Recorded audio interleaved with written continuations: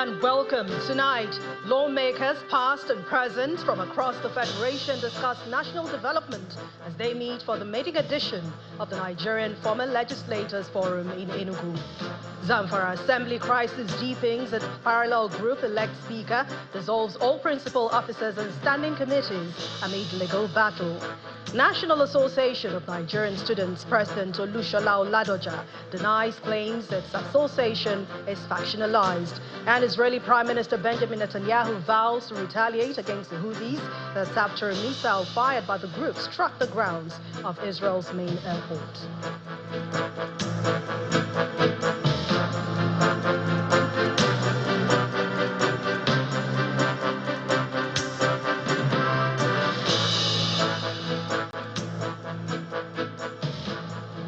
Tonight, we begin with a plea from the former Speaker of the House of Representatives, Honorable Yakubu Dogara, to former and serving lawmakers to remain dedicated to their role in nation building.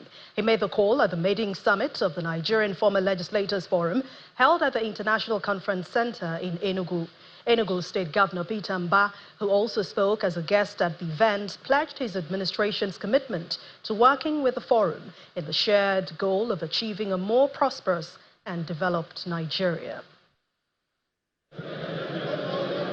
Past and present lawmakers from across the country are at the International Conference Center in Enugu for the maiden Nigeria Former Legislators Forum themed Strengthening Democracy and Shaping National Development.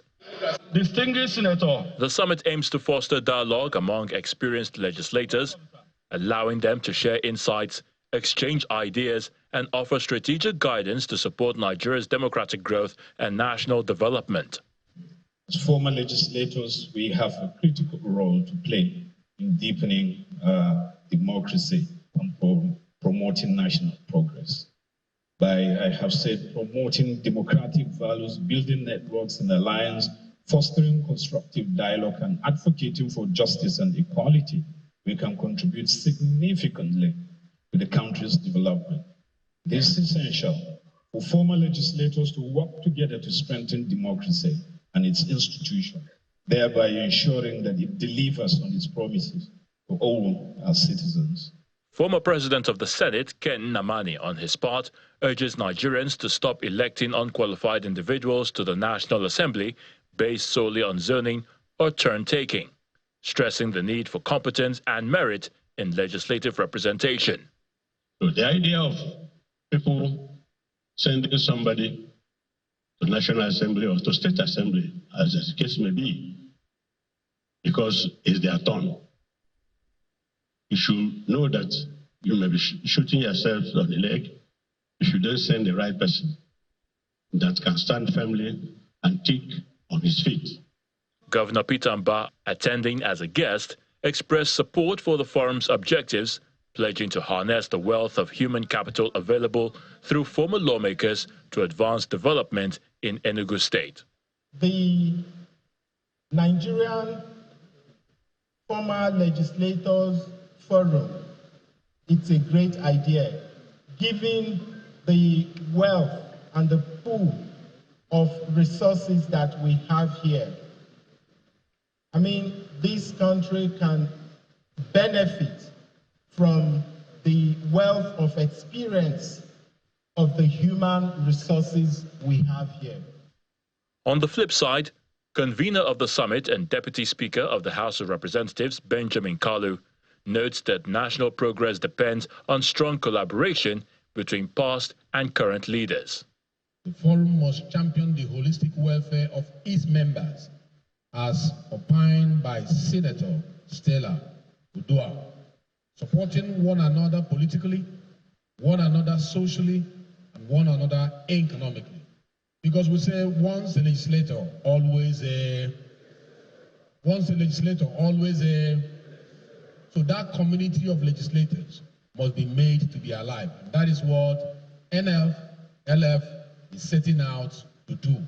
The forum drew prominent figures, including former Senate President Pius Ayim, ex-Imo governors Emeka Ihedioha and Rochas Okorocha, and former Aviation Minister Stella Udua.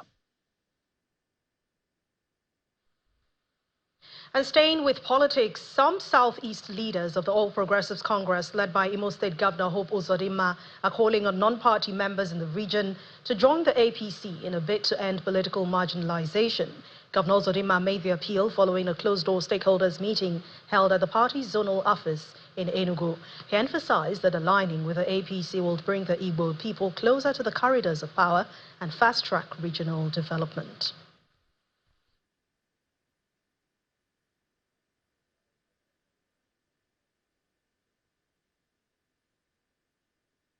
As a party,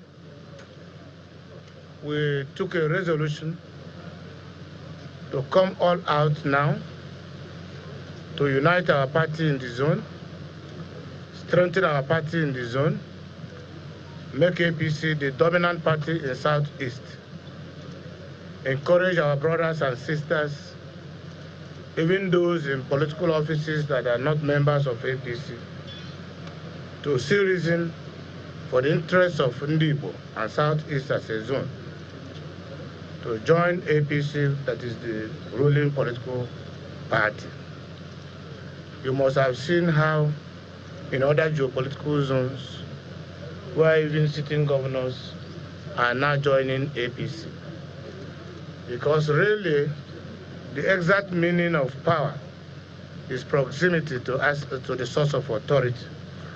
It is by joining the All Progressive Congress that is in charge of federal government of Nigeria and over 22 subnational governments that Southeast will be very, very close to the corridor of power.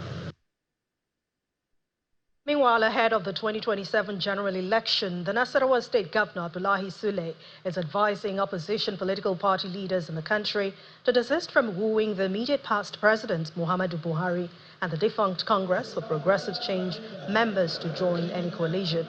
The governor, who gave this advice in Lafia, the state capital, emphasized that former President Buhari, one of the founding fathers of the APC, and other members of the defunct CPC will not join the planned coalition against President Bola Tinubu because of the numerous achievements he had recorded since his emergence of office in 2023. He adds that the former Attorney General of the Federation, Abubakar Malami, who was present at the occasion as the chairman, is also not leaving the All Progressives Congress. The president as Wajibola admit to you for what he is doing.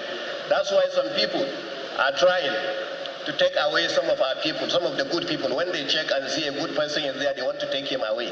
When they see this one, they want to take you away. You are not taking Maleme away. He is going to be with us. He is not going anywhere. So he's going to be with us, and we'll continue to see them together. There is nothing like taking CPC away. There is only one person in this world that when you come CPC, he is the figure of CPC, and that is our father, Muhammadu Buhari. Nobody speaks up for CPC more than this man.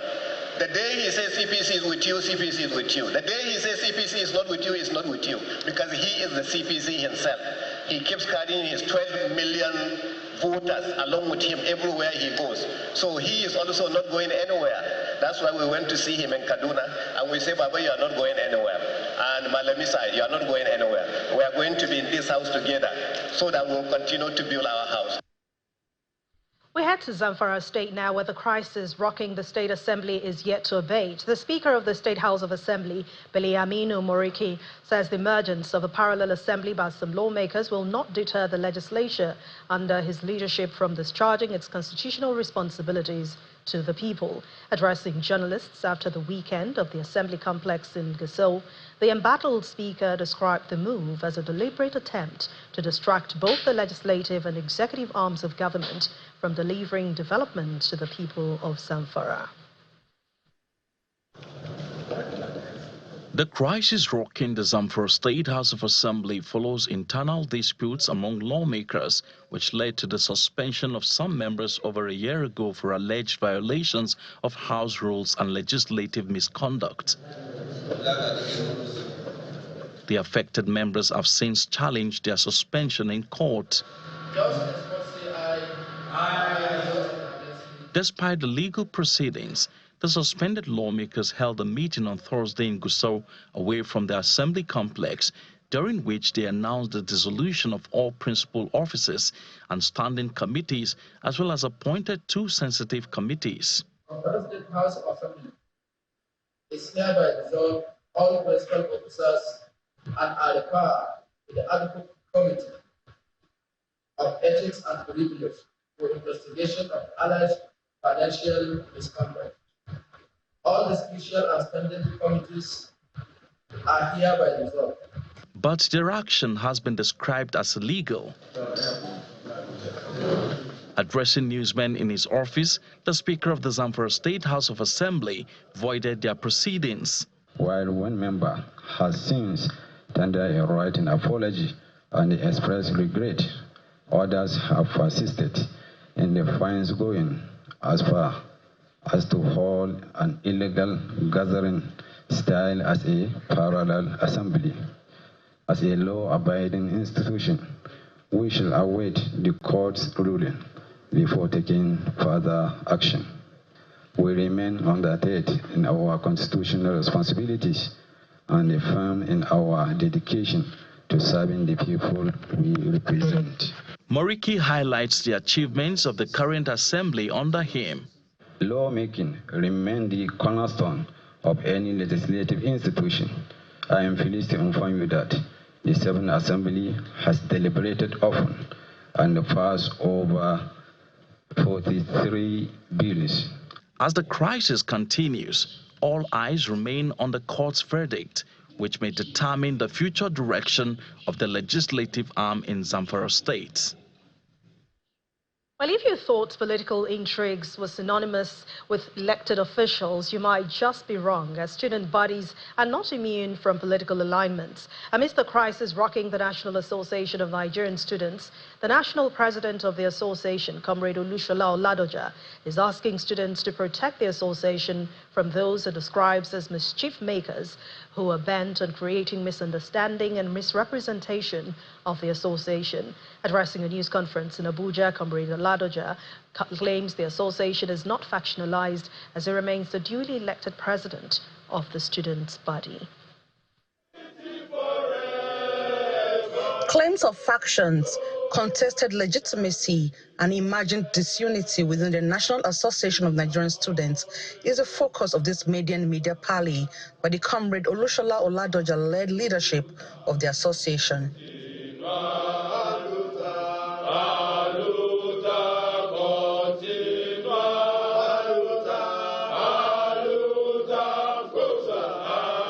Without missing words, he declares that the student body is not factionalized. Let me address the rambling that have found their way into the media space.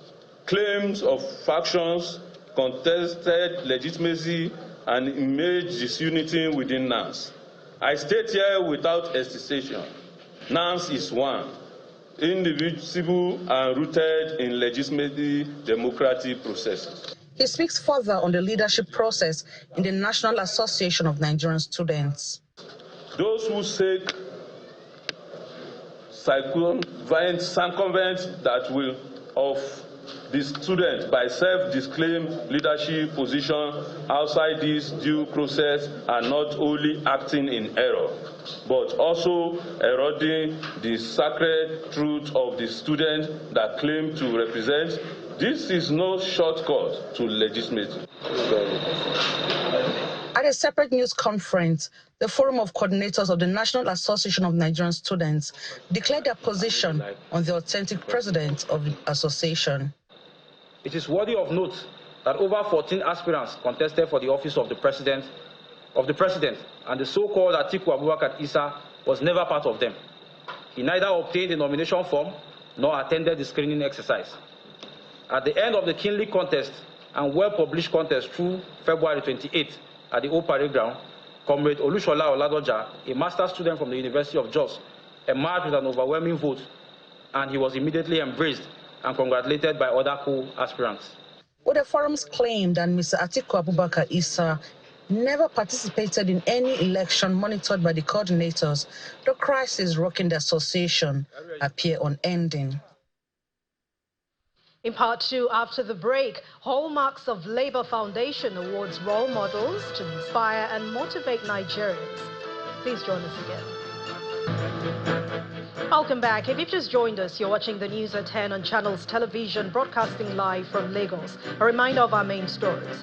Lawmakers, past and present, from across the Federation discuss national development as they meet for the maiden edition of the Nigerian Former Legislators Forum in Enugu. Zamfara Assembly crisis deepens as parallel group elect speaker dissolves all principal officers and standing committees amid legal battle. National Association of Nigerian Students President Olusola Oladoja denies claims its association is factionalized. And Israeli Prime Minister Benjamin Netanyahu vows to retaliate against the Houthis after a missile fired by the group struck the grounds of Israel's main airport.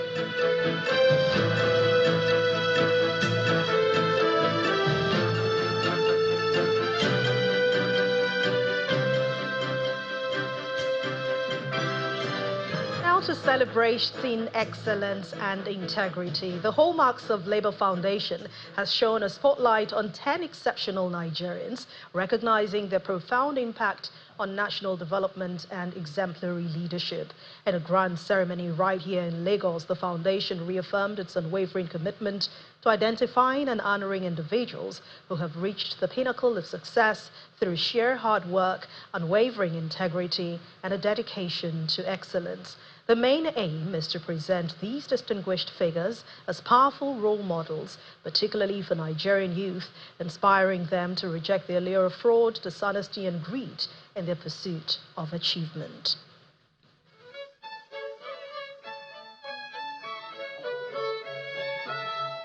It's a celebration of excellence at the Hallmarks of Labour Foundation's 28th anniversary and the Great Nigerian Awards 2025 holding in Lagos. Thank you. Please be seated. Gathered here are distinguished senior citizens, statesmen, government officials, captains of industries, business leaders, professors, students, and many others.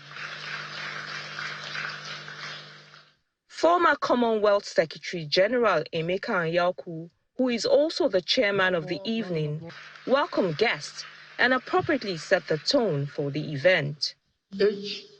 HLR is a representation of the symbols and the values that informed the establishment of the Hallmarks of Labour Foundation.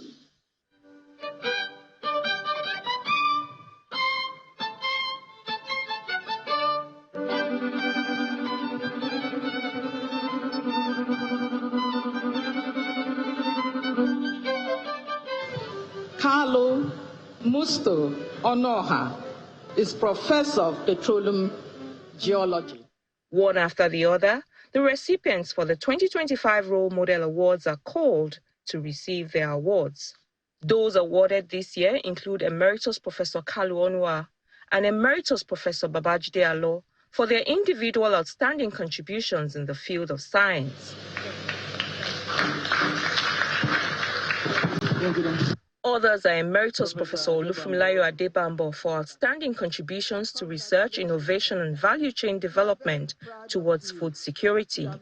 Professor Abdullahi Ribadu, who received an Achievement Award for advocacy within the university, as well as Professor Adele Jinodu for outstanding contributions to the development of education.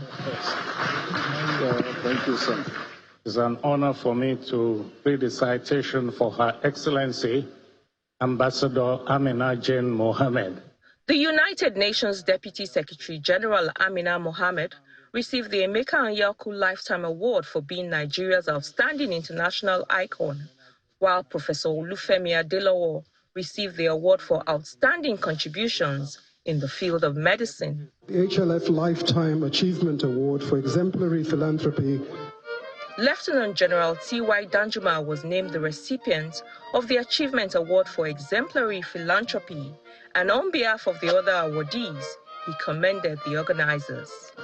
I want to thank the foundation for the great honor done to me and my colleagues, the other awardees, in whose behalf now I'm talking. We are very, very grateful for the recognition given to us by the honor made to us today. Awards were also given to young achievers in schools who performed exceptionally well in the West African Senior School Certificate examinations. It is now less than 24 months to the 2027 elections, and like a chess game, the pieces are moving. Politicians are being captured, but political defections is not new in Nigeria's evolving political landscape. The unanswered question is, what are the motives, the calculations, and will this all lead to a better Nigeria? Babajide Ogunsanwo, founder of Leadership by Data and Channels Television's data analyst, is here to share more intelligence about the current political map and, of course, the fast-changing permutations. Thank you very much, Babajide, for joining us on the news at 10. Good evening, Anna. Good evening. And what is the situation of political parties when you talk about within the states and the zone? But let's talk about the wave of defection and planned defection. What does this mean? On the wave of defections, there are three things this means. And the first is, people talk about defections, but this really is similar to what happens in the private sector. It's really mergers and acquisitions. Yes, the politician likes to call it defections, but really what we're seeing is the APC acquiring assets from the PDP. So it's really more of an M&A. The second thing, and is for the APC is a different party from how it started in 2013. In 2013, yes, we remember it started with 11 governors. Majority of those governors were from southern Nigeria. However, the APC today is more of a northern party, and I'll explain that later. Similar to that, same time when the APC was being formed, the PDP then had 24 governors. Majority of those governors were northern governors. So then the PDP was a northern party, largely.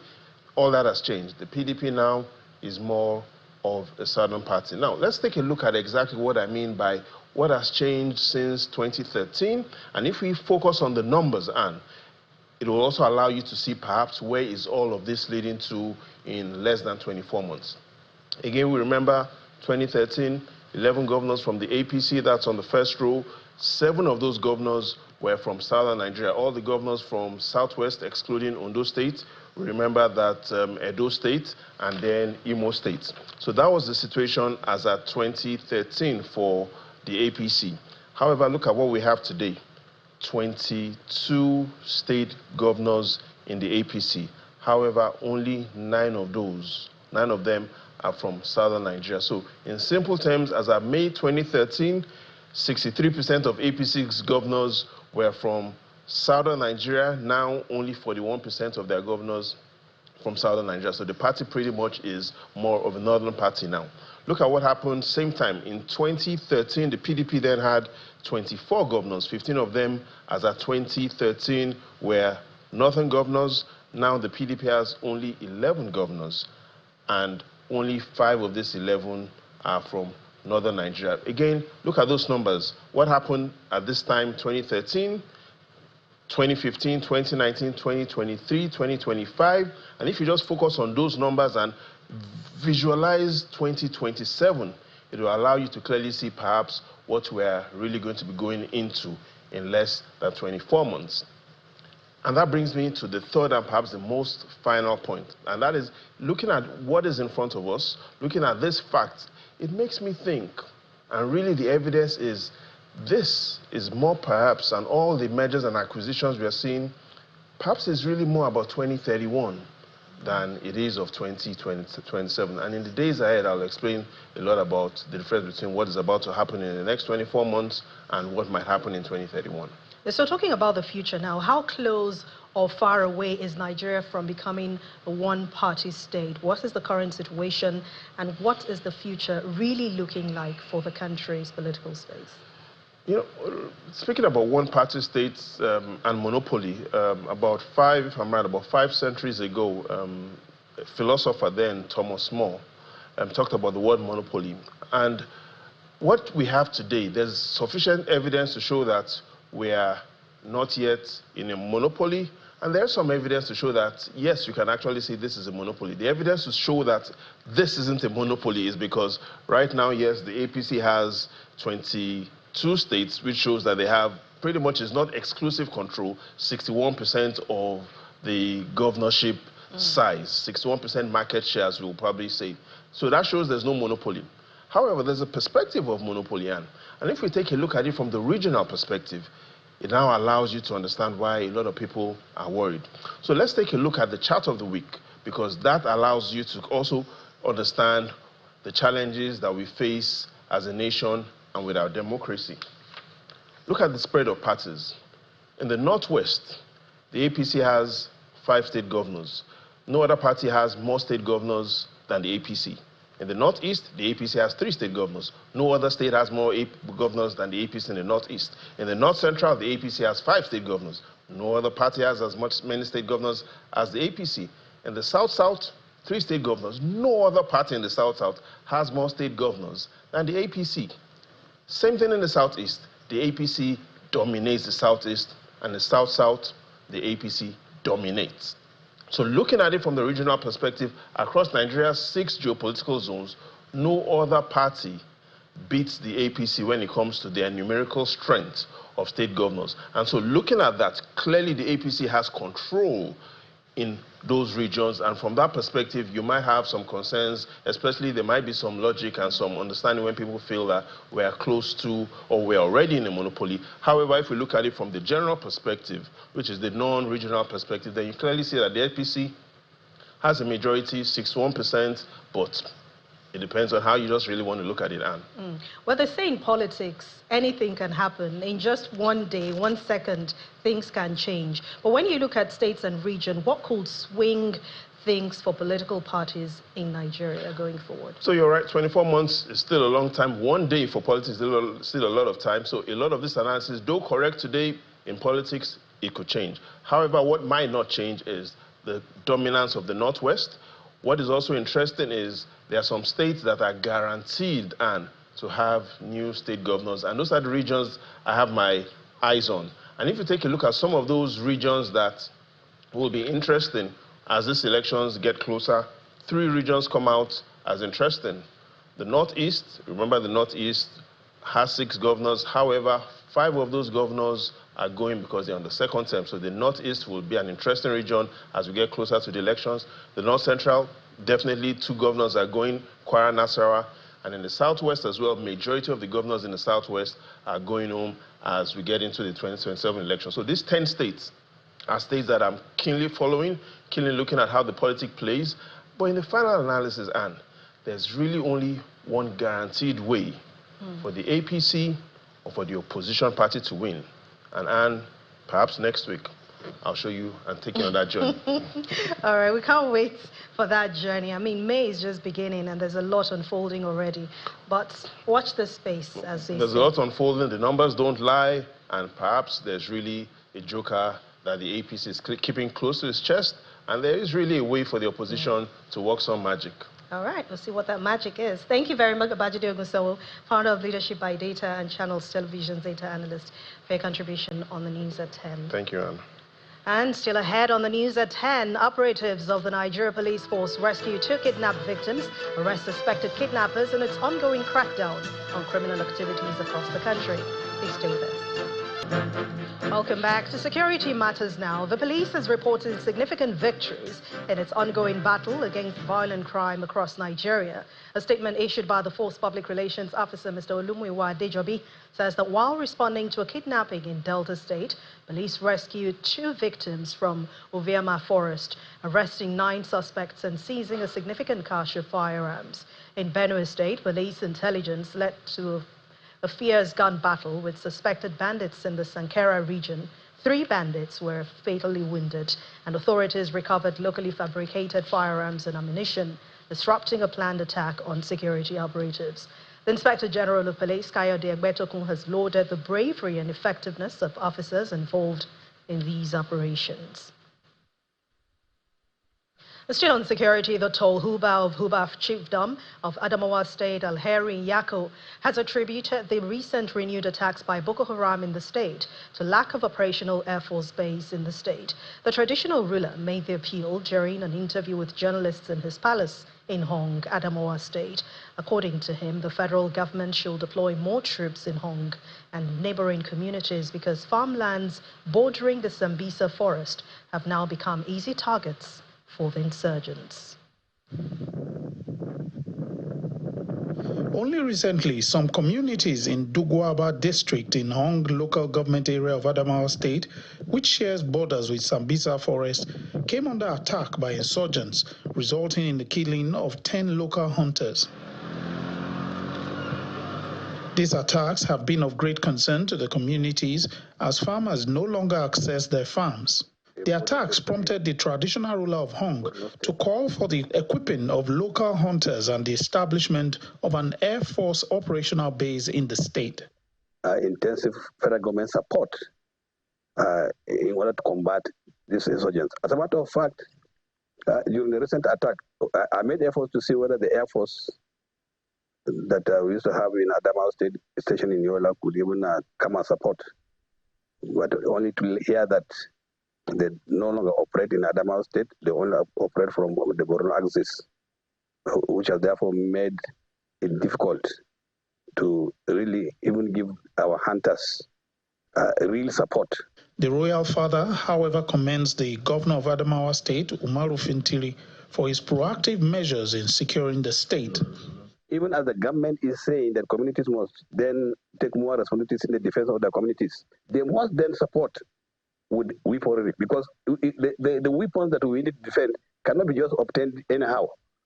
So we really want government support. If our hunters can have access to reasonable level of good ammunition, they can be able to stand their ground and return the fight to those insurgents. Victims share their experiences. Our village at Kopre, we want to go and farm. This is a rainy season time, but none of us that can be able to go there now presently because of the insurgency of Boko Haram. Boko Haram came to our community at about 4 p.m. and attacked us on motorbikes. We also engaged them in battle, but withdrew because we had inferior weapons. Security analysts are of the opinion that if the local hunters are given the required training and equipment, these attacks will reduce to the barest minimum, leading to increased farming activities that will boost food production in the area. The governor of Kaduna State, Ubasani, has declared that his state will soon become one of the most peaceful states in Nigeria due to the non-kinetic interventions adopted by his administration to tackle insecurity, as well as the strong collaboration between the government, traditional rulers and security agencies in security management and peace building. The governor, who made the declaration during the distribution of brand new vehicles facilitated by the Speaker of the House of Representatives to 23 traditional rulers in the state, says that there has been a lot of ethno-religious conflict in Kaduna since he assumed office due to his administration's inclusive governance policy. On his part, the Speaker of the House of Representatives, Tajuddin Abbas, disclosed that the 10th National Assembly is working tirelessly through the ongoing constitutional review to provide roles for traditional rulers to enable them contribute effectively to national development. It's a moment of joy for traditional rulers in Kaduna State as Governor Ubasani distributes 23 sports utility vehicles facilitated by the Speaker of the House of Representatives, Tajuddin Abbas. Governor of Kaduna State, Senator Ubasani. The Speaker, who is on ground for the distribution, also uses the occasion to speak on the lingering discussion on enhancing laws that will enable traditional rulers contribute to the country's development. I want to assure you that the National Assembly will do everything humanly possible in ensuring that a big role is carved out for our traditional rulers come 2026 when the referendum will be put to vote. The invaluable roles traditional rulers play in community development and nation building is extolled by Governor Sani, who attributes the enduring peace and harmony that exists in Kaduna State to stakeholders' collaboration. The key to us to succeeding is intelligence sharing and gathering. You are the one gathering the intelligence. If you don't gather it, we cannot share it. So thank you for gathering the intelligence. Thank you for sharing it with our relevant security agencies. Thank you for talking to our youths to be of good behavior. And that is the reason why we have not experienced one single communal or religious crisis in Kaduna State since we came in. When you are motivated, you are prone to put in your best and you want to assure His Excellency the Executive Governor of Kaduna State, Dr. Obasani, that we are going to do what humanly possible to ensure that we assist him in terms of information gathering and also doing our part as agent of security. With the provision of vehicles to the traditional rulers, the state government is optimistic that the gesture will go a long way to enhance their daily activities as they seek specific constitutional roles to enable them contribute their quota to the development of the nation. Staying in Kaduna State, the Nigerian National Petroleum Company Limited, through its corporate social responsibility arm, NNPC Foundation, has organized a free cataract screening and surgery in Kaduna, targeting 1,000 beneficiaries from the Northwest Zone. During the official flag-off of the exercise, held at the Hajiya Gambo Sawaba Memorial Hospital in Zaria, the managing director of NNPC Foundation, Emanuela Arukwe, says this initiative is a nationwide project aimed at tackling avoidable blindness across Nigeria. The NNPC Foundation's free cataract screening and surgery campaign, currently ongoing in both Kaduna and Zaria, is designed to enhance access to quality eye care and restore vision for individuals in need, particularly those from vulnerable and underserved communities. At the Hajiya Gambo Sawaba Memorial Hospital in Zaria, where the exercise is being conducted, over 500 patients have already received treatment, with many more awaiting their turn. The Zaria outreach represents the Northwest regional phase of the NNPC Foundation's Free Eye Surgery Initiative, with similar programs concurrently taking place in the Northeast and North Central regions. We know that cataract is one of the underlying causes of blindness. Actually, you say about 43% of blindness is caused by cataract, and we know that cataract is preventable. So we are quite excited to see that a lot of people are regaining their sight. According to Emanuela Arukwe, the foundation is targeting 1,000 patients across the Northwest for sight restoration surgeries. The Kaduna State Commissioner for Health also commenced the initiative, noting that it aligns with Governor Obasani's administration's goal of achieving universal health coverage across the state. This humanitarian initiative is not only restoring sight, but also restoring hope, dignity, and productivity to individuals who may have otherwise lived with avoidable blindness due to cataract. The Emir of Zauzau, Nuhu Bamali, performed the ceremonial flag-off of the medical outreach, highlighting its significance for the people of Zaria and surrounding communities. NNPC, we have to say thank you. Thank you the second time within this period. This one, what we can, I don't think if I have any suitable phrase to express the delight and gratitude of our people and ourselves as an institution. Beneficiaries now enjoying restored sight thanks to the free eye care surgery program expressed gratitude. When we come, they scream me that day before yesterday, then yesterday they did the operation for me. So now I'm seeing with my eyes as I see you very well, like not like before. To be greater, Jesus' name. And I can see my grandchildren now.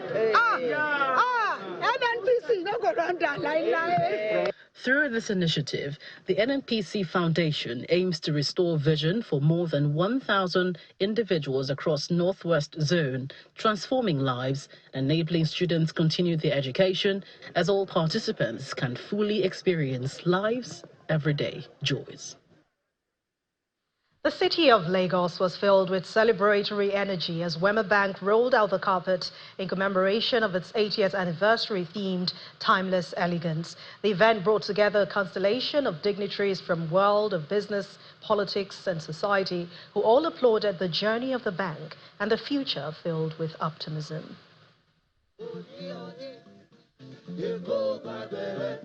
A well-decked hall, luxurious setting, seamlessly blends the Wema Bank corporate identity.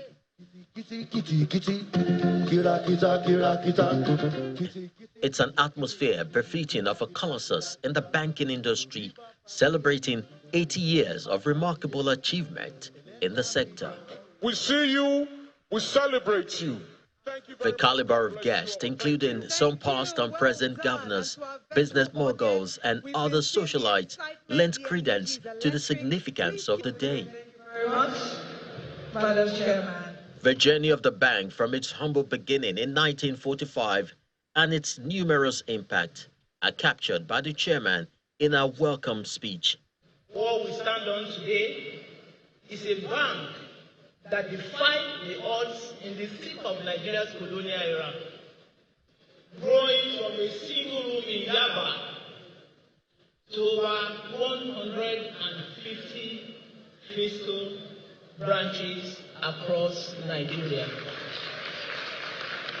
Despite the ups and downs and the challenging operational environment, Wema Bank's ability to thrive, survive and evolve are testament of its unwavering commitment to its stakeholders, says the managing director of the bank.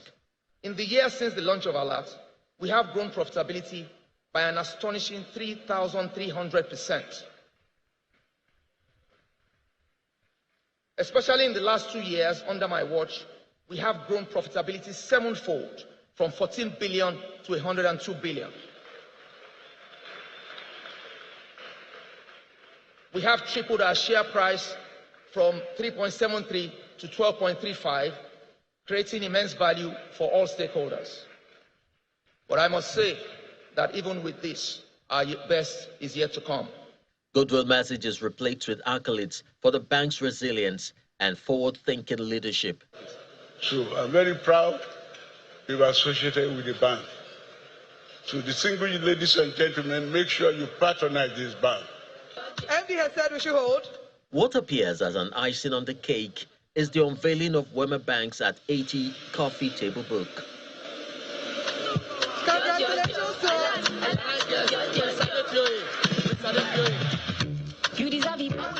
The 80th anniversary celebration of Wema Bank serves not only as a moment to honor the past, but also as a platform to embrace the future. Let's bring you updates on the NDLEA operation. It says it has already scored major victories in Rivers and Lagos states, seizing over 3.4 billion naira worth of drugs, including 3.5 million opioid pills and 163,000 codeine bottles. A statement issued by the agency's spokesman, Femi Babafemi, explains that the joint operation at Onne Port yielded the largest haul, while intelligence led to further opioid seizures in Lagos, with one suspect currently at large.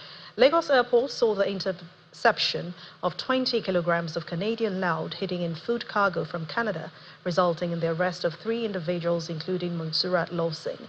Airport operations also foiled an attempt to smuggle over 8,000 tramadol pills to Italy, intercepting drugs concealed in body cream bound for Iraq.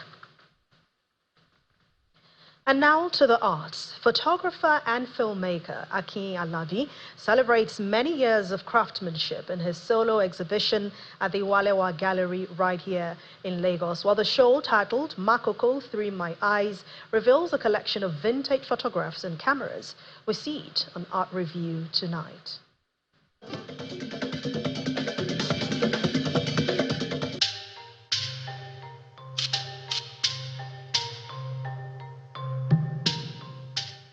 The legacies of 8 grandmasters of printmaking are being recorded and amplified for people to know their contributions to the art scene in the country. These are the pioneer printmakers in Nigeria, and because they are pioneer printmakers, so they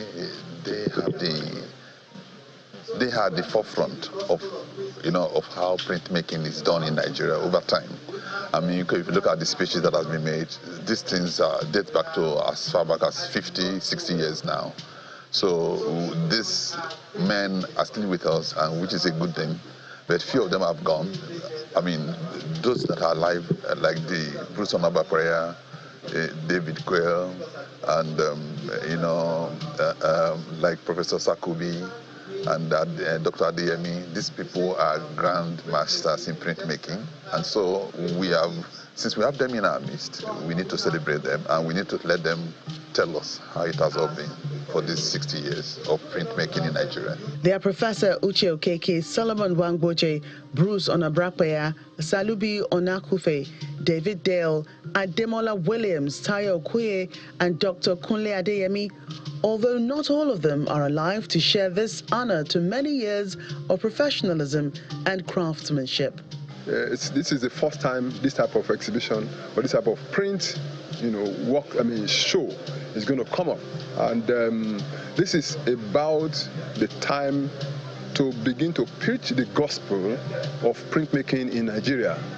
Painting is popular, sculpture is popular, graphics is popular, or visual communication. Some of these areas are popular, but printmaking, is another area that we need to intensify effort as artists to let the younger ones know. You know what? It creates employment. 2, print has actually been known to mankind since 6 BC, in China, and then from print, we have the educational aspect of our lives broadened up. With print, we have the interior aspect of our life broadened up. There is hardly anything that you do without printmaking, particularly in art. As a matter of fact, in the universities or in our academic institutions where art is offered, printmaking is at the center of all the areas of applied art, and even in the plastic art. So it is very important for us, as people who are knowledgeable in that art now, to begin to popularize that art. So little wonder I embrace, this aspect of show, heralding, print. 8 printmakers, 8 grandmaster printmakers. It's a privilege for me. It's an opportunity for me to be considered as a grandmaster in printmaking genre. These veteran artists have contributed largely to the growth of printmaking in Nigeria, and for the gallery, their stories need to be told so the world can know the role they have played in advancing this media.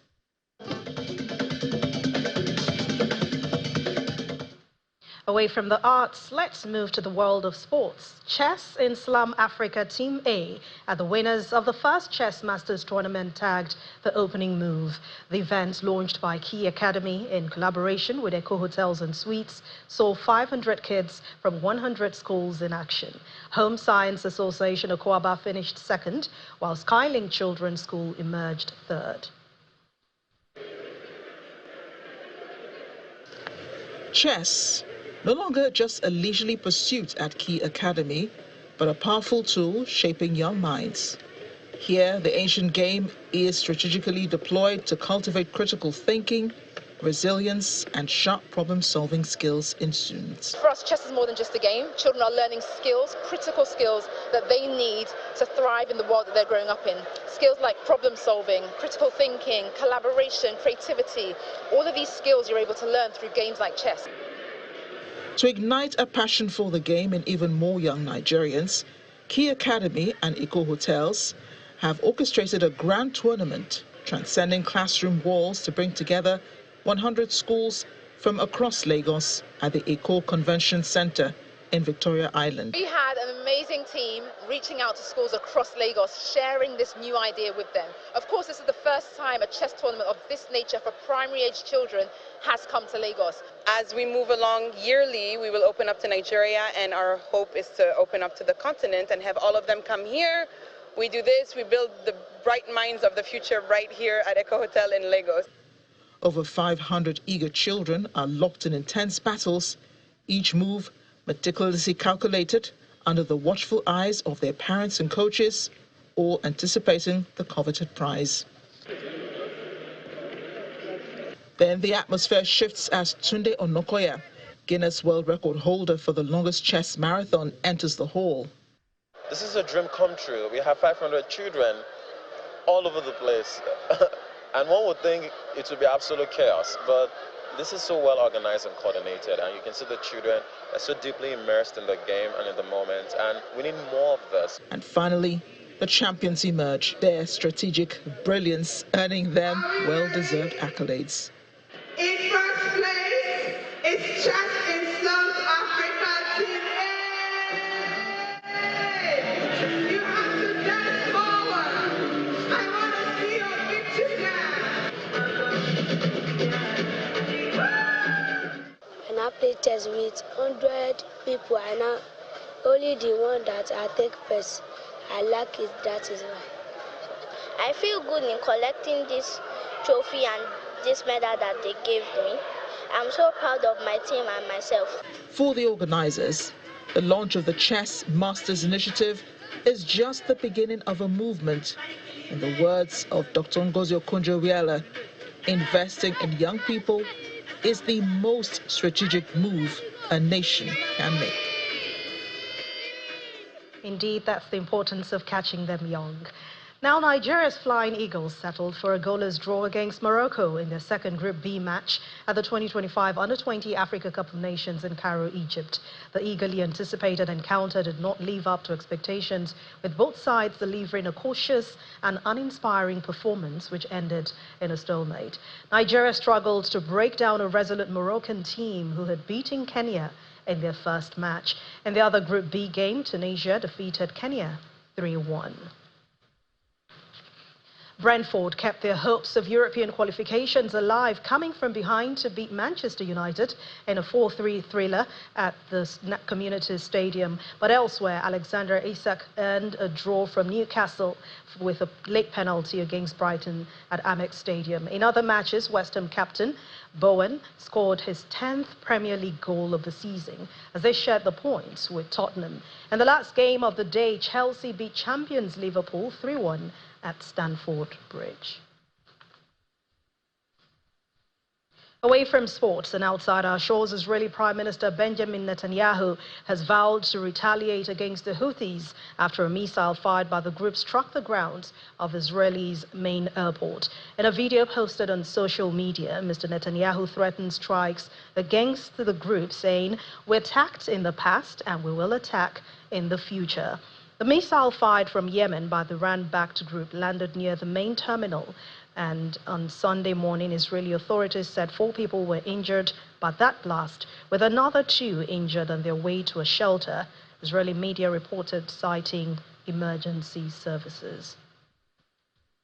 U.S. President Donald Trump has confirmed he will not be running a 3rd term as president. He alluded to this during an interview with NBC's Meet the Press with Kristen Welker, which airs tonight.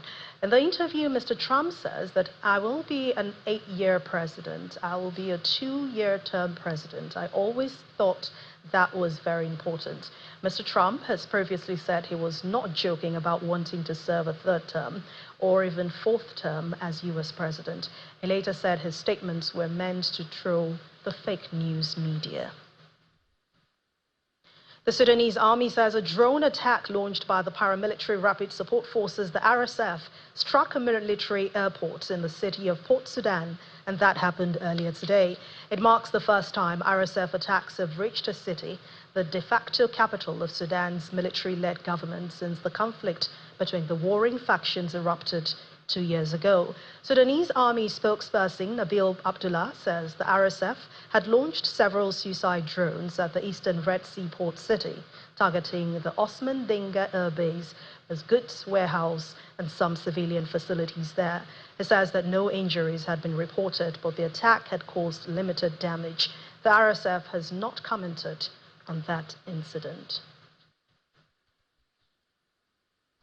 And the main news again. Lawmakers, past and present, from across the Federation have gathered for the maiden edition of the Nigerian Former Legislators Forum, NLFF, with the theme Strengthening Democracy and Shaping National Development.